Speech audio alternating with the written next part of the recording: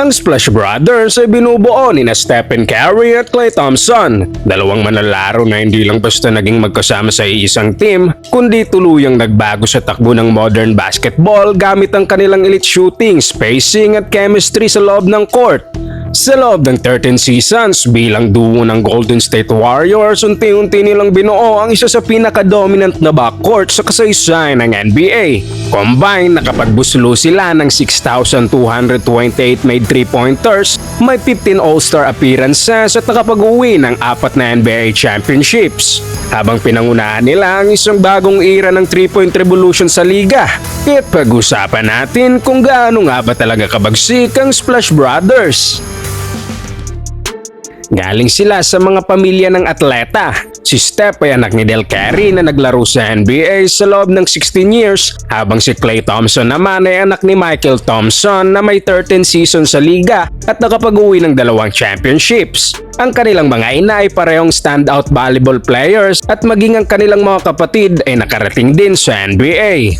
Lumaki sila sa mundo ng professional sports kaya maaga pa lang nabuo na ang matinding obsession nila sa basketball. Pero hindi yun naging garantiya ng instant success. Si Curry ay isa lang 3-star recruit at napunta sa Davidson College dahil halos walang offer sa kanya mula sa malalaking schools. Si Klay naman ay isang 4-star recruit na pinili ng Washington State dahil hindi siya nabigyan ng starting role sa mas malalaking eskwelahan. Pareho silang nagtagal ng 3 taon sa college at parehong naging record-breaking shooters para sa kani-kanilang programa.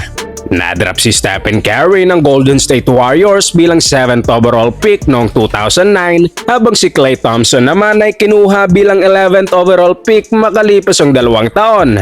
Pero kahit nasa iisang team na sila, hindi agad naging dominant ang kanilang tandem. Si Steph ay pinutakte ng injuries, habang si Klay naman ay unti-unting ini-introduce sa rotation at madalas nasa bench.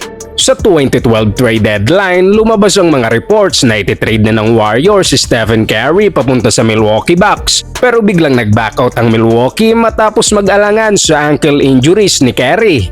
Sa halip, si Monta Ellis ang pinili nila. Dahil dito, nagkagulo ang fans ng Warriors. Si Ellis ay fan-favorite noon habang walang kasiguraduhan sa future ni Curry. Pero nagbago ang lahat noong 2012-13 season.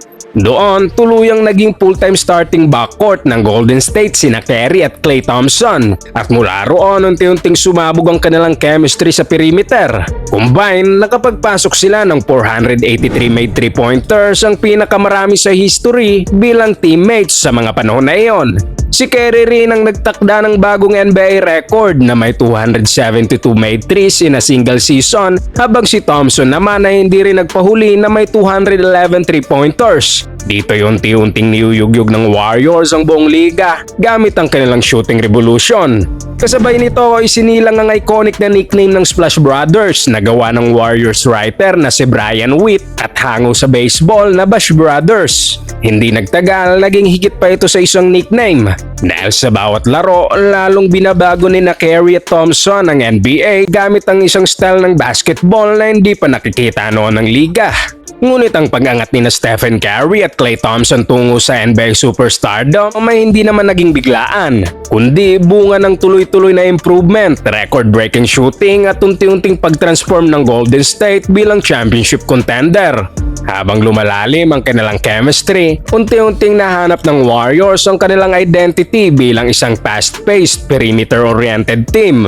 Dito sila umabot sa 6th seed sa Western Conference, ang kanilang best finish mula pa noong 1994. Sa playoffs, tinalo nila ang Denver Nuggets sa first round na naging pangalawang series win pa lang ng franchise mula pa noong Run TMC era bago sila pataubin ng San Antonio Spurs sa second round. Sa 2013-14 season, mas lalo pang lumutang ang individual brilliance ni Curry at Thompson. Patuloy nilang binasag ang mga 3-point records hanggang sa maging first teammate sa NBA history na nagtapos bilang number 1 at number 2 sa made 3-pointers sa isang season at mas mataas pa kesa sa kanilang previous record. Pero kahit ganito ang improvement, hindi pa rin sapat para sa breakthrough. Na-eliminate pa rin ang Warriors sa isang dikit na 7-game series laban sa Los Angeles Clippers. Ilang sandali lang pagkatapos noon, nagkaroon ng malaking pagbabago sa franchise. Tinanggal si head coach Mark Jackson at pinalitan ni rookie head coach Steve Kerr, isang move na magtatakda ng panibagong direksyon para sa Warriors. Noong 2014 off-season, mas lalo pang tumibay ang chemistry ni Curry at Thompson nang maglaro sila para sa Team USA sa FIBA World Cup kung saan nag-uwi sila ng gold medal. Combine, nakapagpasok sila ng 43 mula sa 77 total 3-pointers ng Team USA.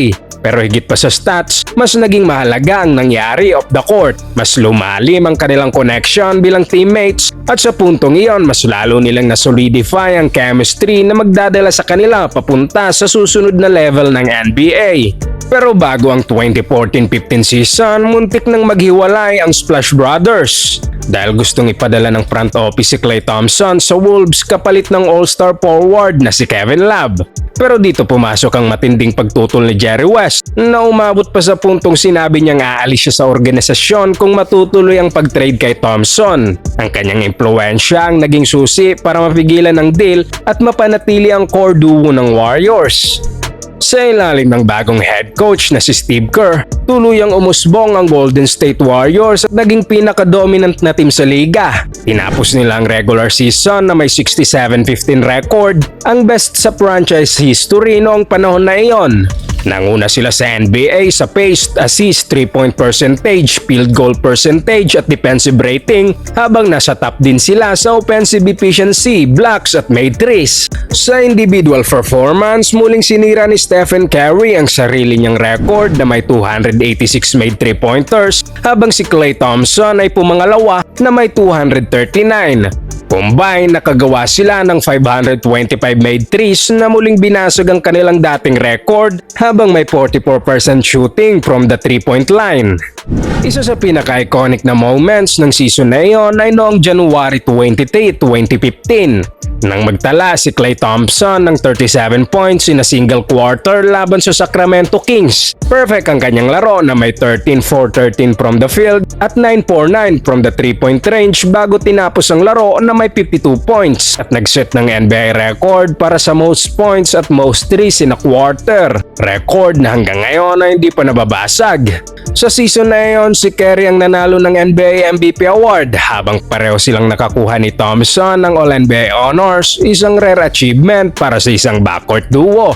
Sa playoffs, binaliktad ng Warriors ang 2-1 deficit laban sa Memphis Grizzlies bago gumawa ng key defensive adjustments na nagbago sa takbo ng serye. Tinalo rin nila ang Houston Rockets sa 5 games para makapasok sa NBA Finals, ang kanilang unang finals appearance mula pa noong 1975. Doon nakaharap nila sa LeBron James at ang Cleveland Cavaliers. Kahit weekend ang Cavaliers dahil sa injuries ni Kevin Love at Kyrie Irving, bit-bit pa rin ni LeBron ang team at marami pa ring duda sa Warriors. Ngunit gumawa si Steve Kerr ng crucial adjustment sa serye. Ang pagpasok kay Andre Iguodala sa starting lineup na nag-shift ng momentum ng series. Tinapos ng Warriors ang championship sa 6 games kung saan si Iguodala ang tinanghal na Finals MVP. Kahit hindi si Curry ang nag-uwi ng Finals MVP sa kabila ng averages niyang 26 points, 5 rebounds at 6 assists, malinaw na siyang naging engine ng system sa spacing, movement at scoring creation na nagdala sa Warriors para sa championship breakthrough at tuluyang pagsikat ng Splash Brothers era. Sa 2015-16 season, may mga duda pa rin kay Steph at Klay kahit na bago na nila ang NBA gamit ang kanilang shooting. Pero imbis na bumagal, mas lalo pang nilevel up ng Golden State Warriors ang kanilang pace and space system na nakasandal sa 3-point shooting at constant movement. Habang ang liga ay nasa average na 24 3-point attempts per game at 95 possessions, nanguna ang Golden State na may 32 attempts per game at 99 pace na nagbigay sa kanila ng mas maraming possessions at nagset ng record para sa best offensive rating sa NBA history. Nagsimula ang Warriors sa season sa isang historic 24-0 start at dinala nila ang momentum hanggang sa 48-4 record bago ang All-Star break, ang best sa kasaysayan ng NBA. Tinapos nila ang regular season sa 73-9 na nalampasan ang 1996 Bulls na may 72-10 record. Si Stephen Curry naman ay umangat sa panibagong level at nanalo ng second straight MVP na naging first unanimous MVP sa NBA history. Siya rin ang nanguna sa scoring sa 30.1 points per game, 2.1 steals per game at 91% free throw shooting. At muli niyang sinira ang sariling record na may 402 made 3-pointers. Si Klay Thompson ay nagambag ng 276 made threes at combined nakagawa sila ng 678 threes, ang highest total ng kahit anong duo sa NBA history. Ang Splash Brothers din ang naging highest scoring duo sa liga na may average na 52.2 points per game. Sa playoffs, dinaanan lang ng Warriors ang Houston Rockets at Portland Trail Blazers sa pamamagitan ng sweeps para makapasok sa Western Conference Finals. Laban sa Oklahoma City Thunder, nagbago ang takbo ng serye nang mabaon sila sa 3-1 deficit pero nakabawi sila para ma-force sa Game 7. Sa Game 6, nagpakita si Klay Thompson ng legendary performance na may 41 points at 11 3-pointers na nagset ng NBA playoff record. Sa Game 7, may combine si Curry at Thompson na 57 points para maibalik ang Warriors sa NBA Finals matapos makaiwas sa elimination pressure. Pero sa dulo, bumagsak ang kanilang season sa 2016 NBA Finals laban sa Cleveland Cavaliers matapos nilang mablow ang 3-1 lead at naging unang team sa NBA history na natalo sa finals matapos ang ganong kalaking kalamangan. Ang pagkatalong iyon ang kanilang naging turning point at dito kinuha nila si Kevin Durant bilang rest back. Kaya't noong 2017, nabuo ng Golden State Warriors ang isa sa greatest team sa kasaysayan ng NBA. Nagtapos sila sa 67-15 record at nanguna sa halos lahat ng major statistical categories ng liga mula offense, defense hanggang efficiency. Sa playoffs, binalagbag lang ng Golden State ang Western Conference at muling nakaharap ang Cleveland sa finals sa ikatlong sunod na taon. Kasama si Kevin Durant, naging mas dominant ang Warriors at nanalo sila ng championship sa 5 laro kung saan si Durant ang tinanghal na finals MVP. Tuloy pa rin ang historic shooting production ni Curry at Thompson na pinanatila ang 200 plus made 3 streak kada season habang isa pa rin sa mga pinaka-dangerous na duos sa liga. Pagdating ng 2018 season, nagpatuloy ang dominance ng Warriors sa regular season at muli silang nagtapos bilang isa sa top team sa liga. Ngunit sa pagkakataong ito, mas naging mabigat ang laban dahil sa injuries, inconsistency at mas matinding pressure mula sa ibang contenders na gustong pabagsakin ang kanilang dynasty.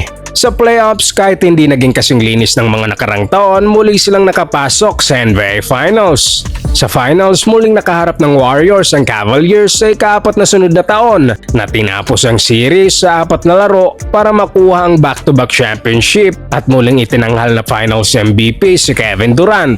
Pagpasok ng 2019 season, nagpatuloy pa rin ang dominance ni Curry at Thompson. Nagsimula sila sa 10-1 record pero si Thompson ay nahirapan sa early stretch na may 5-4-36 mula sa 3 sa unang 7 games at hindi nakascore ng 20 points. Pero laban sa Chicago Bulls, sumabog ito sa isa sa best shooting performances sa kasaysayan ng liga.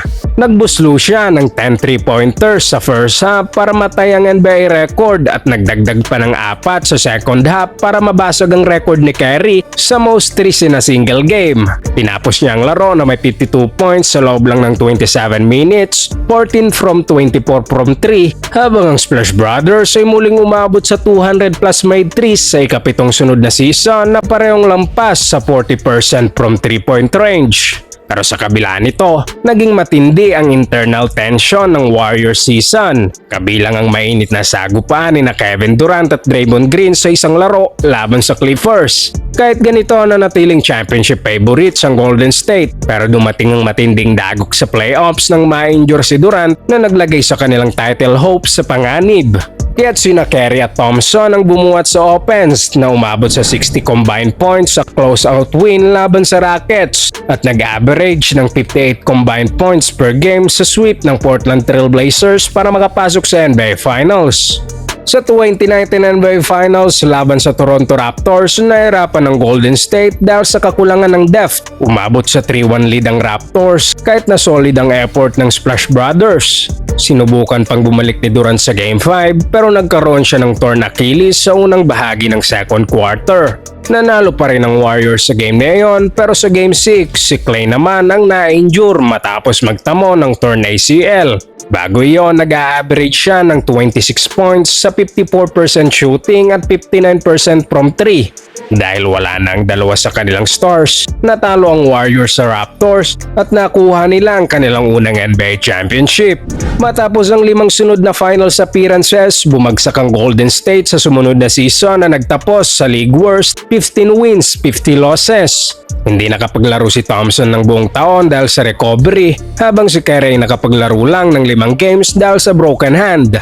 Nagpatuloy pa ang injury struggle sa sumunod na season nang ma-torn Achilles si Thompson sa isang pick-up game, dahilan para hindi siya makapaglaro sa pangalawang sunod na taon.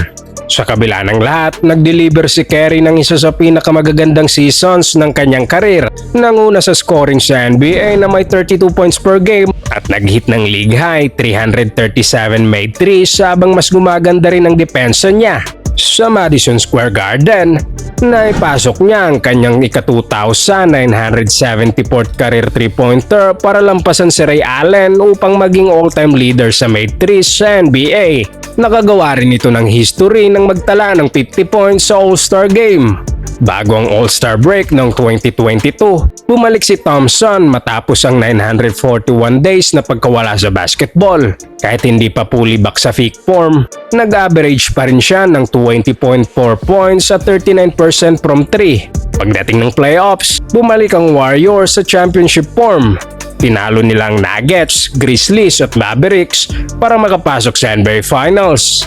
Sa finals, laban sa Boston Celtics, nahulog ang Golden State sa 2-1 deficit bago nag-deliver si Curry ng legendary Game 4 performance na may 43 points at 10 rebounds para ibalik ang momentum. Nanalo ang Warriors sa sumunod na 2 laro para makuha ang ika-4 nilang championship sa Splash Brothers era, kung saan si Curry ang unanimously tinanghal na Finals MVP. Si Thompson naman ay pumasok din sa all-time playoff 3-point leaders kasama si Curry at dalawa lang sila sa kasaysayan ng NBA na may mahigit 500 made playoff threes, habang hawak din nila ang top 2 spots sa NBA Finals 3-pointers at magkasalo sa record na 98 made threes sa isang postseason. Kahit duman sa injuries at matinding setbacks, nanatiling buo ang kanilang legacy. Dahil dito, tuluyang kinilala sina Curry at Thompson bilang greatest shooting backcourt sa kasaysayan ng NBA. Anong masasabi nyo patungkol dito mga boss? Kung may komento o reaksyon, ilagay mo lamang sa ating comment section at babasahin natin lahat yan. Huwag kalimutang mag-like at subscribe para sa mas marami pang sports kwento.